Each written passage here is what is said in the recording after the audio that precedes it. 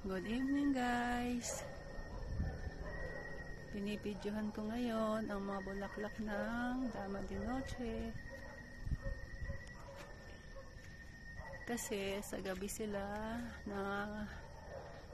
nangangamoy. Ang bango-bango ng buong paligid.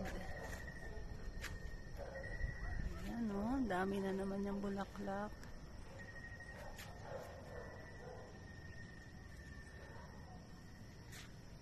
Nakakatuwa ang bango. Naiiba yung bango niya. Parang mas mabango siya kaysa sampagita.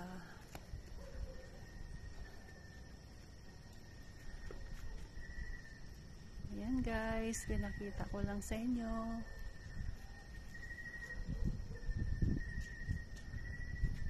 Sana kung pwede kong ipaamoy sa inyo. Kasi hindi nyo maamoy eh.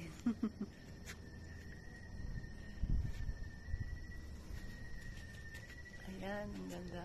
Nakabukas siya ngayon kasi gabi. Pag sa araw, nakasarado ang bulaklak niya. Pag gabi nakabuka. Ayan o. Ayan. Thank you for watching.